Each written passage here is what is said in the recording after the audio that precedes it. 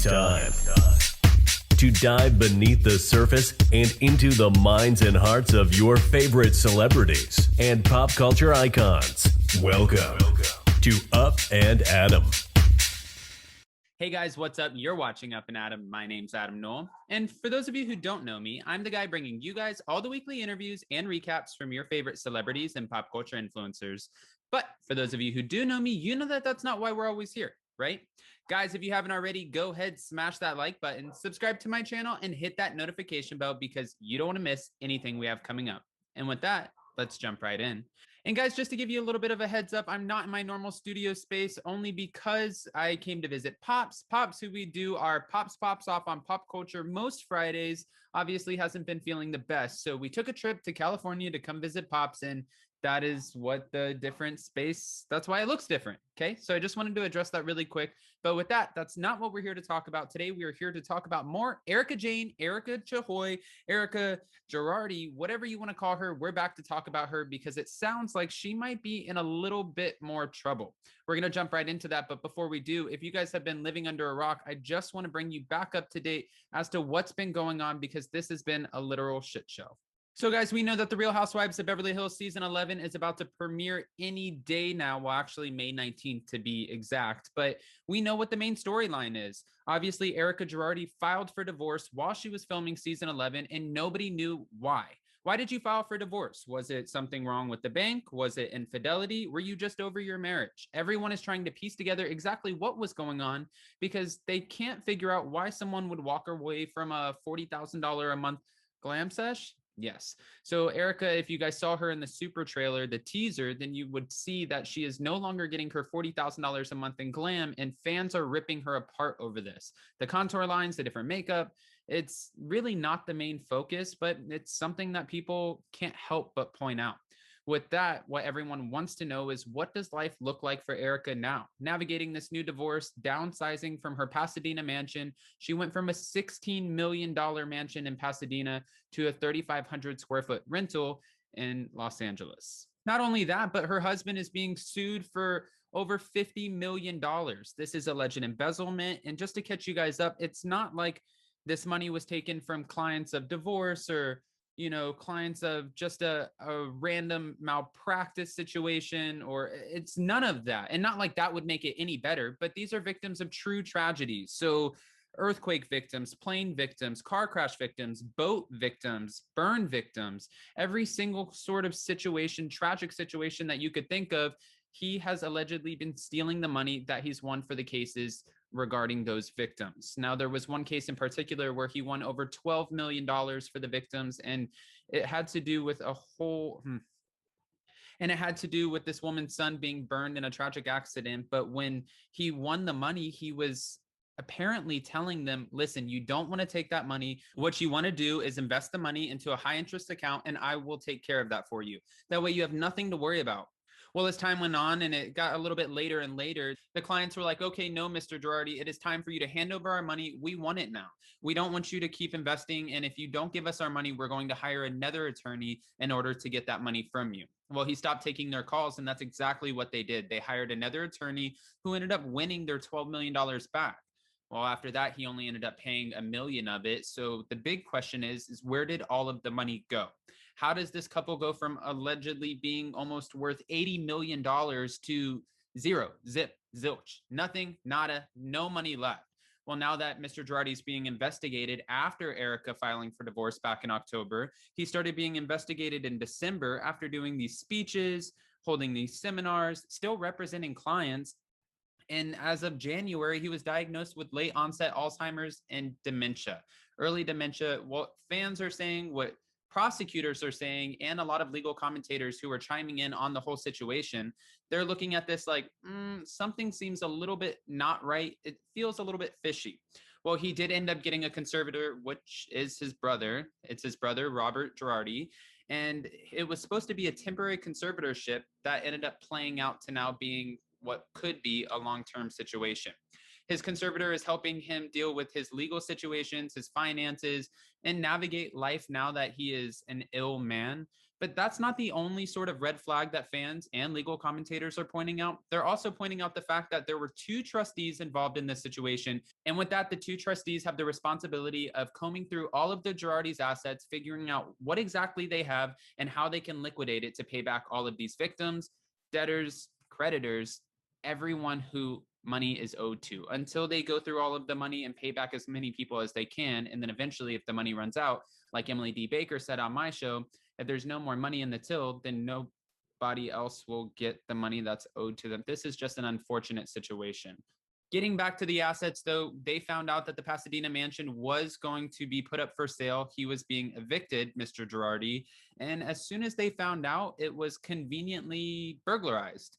So we don't exactly know what was stolen out of the Pasadena mansion. We don't know what that looks like, if anything was stolen at all, because they didn't have a chance to go into the house before it was burglarized. So that is one of the reasons why people just find this to be sort of a fishy situation, just to be fair. Moving forward, that's not the only few things that we have to look into when it comes to the Girardi cases. Now, we found out that Erika Girardi's signatures, they're on a few of the documents that are a little bit questionable. Now, Ronald Richards, if you guys have been following him, he's been tweeting out the case since day one, and he's been kind of breaking it down for us in a way that we can understand.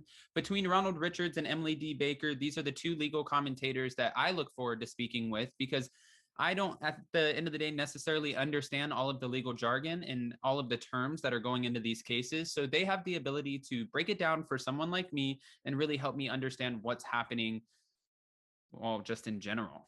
Now, apparently, Ronald Richards has been following it so closely that the trustees, the courts, everyone else has been following him.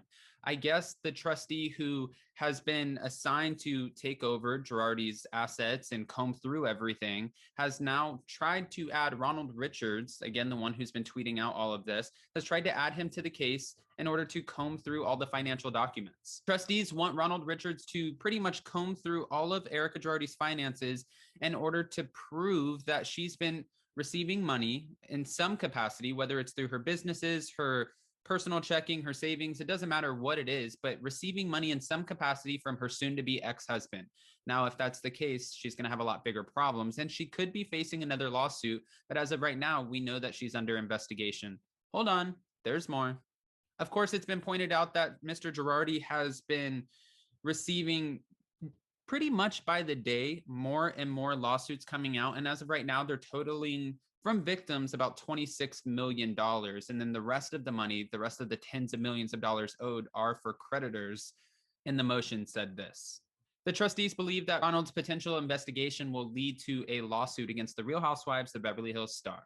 As they explained it, they said that Ronald will handle all matters that pertain to anything that was wired in and out of Erika's accounts. This includes the investigation, written documents, depositions, court appearances, and so on. Now, of course, the judge hasn't signed off just yet on bringing Ronald Richards into the case. But as of right now, what we do know is the sale of the $16 million Pasadena mansion, it has been authorized. So it should be hitting the market anytime soon. Of course, we do know that they won't be selling it for $16 million. They're trying to get it off the market as soon as they put it onto the market. And we know that right now, California has a hot market. So they're taking it down by $3 million. I think at this point, they're just trying to pay everybody back as fast as they can. I don't know if you guys remember this, though. I did do a video. Erika Girardi has tried to stop the sale of the home because she's requesting about $600,000 out of the sale, even though all $13 million is supposed to go back to paying off, again, all of the debts. She's requesting $600,000, saying that I was with this man for over 20 years. It wasn't my fault that he did what he did. I had no knowledge of it, and this will probably pay her legal bills. Fans think it's incredibly insensitive, and they don't think just that's insensitive. They also think it's insensitive the fact that the trustees are trying to get her to hand over some of her fine jewelry and her designer clothes. She's received over $20 million in gifts from her husband over the years of them being together. And with that, you would think that she would step forward and try to help out in some capacity, right? Wrong. She's not giving over any of her stuff because she said it's not community property. She said that she was gifted this by her husband, which means that it's not fair game. It's not up for sale. She's not handing it over. And if you want it, you're pretty much going to have to pry it out of her hands. But I would be careful what I wish for, because they might just do that, especially now that she is under potential investigation, and she could be facing lawsuits if money is going in and out of her LLC accounts. That would be a big problem, right?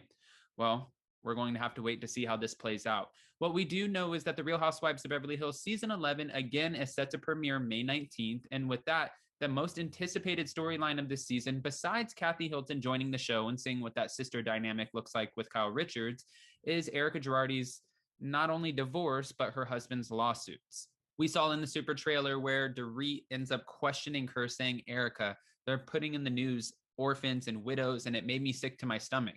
She did say in the trailer, only he knows. I don't know anything about this. When she was questioned by Garcelle asked her, is this the reason you got divorced? And she said, absolutely not.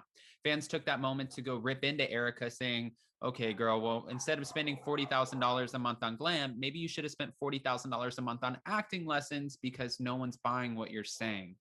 This woman can't catch a break. And of course, guys, you know my favorite line from the trailer, because it wasn't just Dorit who was questioning Erika. It wasn't just Garcelle. Sutton Strack alluded to the fact that she could potentially be lying, and it was insulting to Erika. As soon as she kind of put this out there into the universe, Erika looked at her and said, pretty much, don't play with me. Don't call me a liar. And she asked Sutton, what are you going to do about it?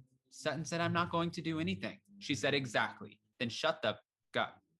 I'm obviously not going to say the word, but that's what she said in the trailer. That's what we have to look forward to.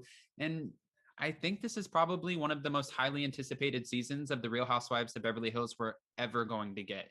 To be honest with you, Pantygate wasn't great. Puppygate wasn't great. And Denise Richards and Brandi Glanville's alleged hookup, that wasn't really holding us down. It made a lot of fans stop watching The Real Housewives of Beverly Hills in the first place. So this might be the season that sort of brings everybody back in, which is sort of unfortunate because it's at the demise of someone else's relationship, bank account, and public figure persona. But I guess that's the game that you play when you get into reality TV. I'm not quite sure. Guys, I've already told you enough about what I think and what the facts are when it comes to Ronald Richards, this investigation, and Erika's potential new lawsuit. But I want to know what you guys think. Of course, you guys know that I read all of the comments. So with that, make sure you guys go ahead, comment below, give me your thoughts, whatever they are. I want to read them. I want to know what you have to say. Pops is here. He's going to read them too. And not just that, don't forget to smash that like button, subscribe to my channel, and hit that notification bell because you don't want to miss anything we have coming up. And with that, we'll see you next time. Bye, guys. Thanks for watching Up and Adam.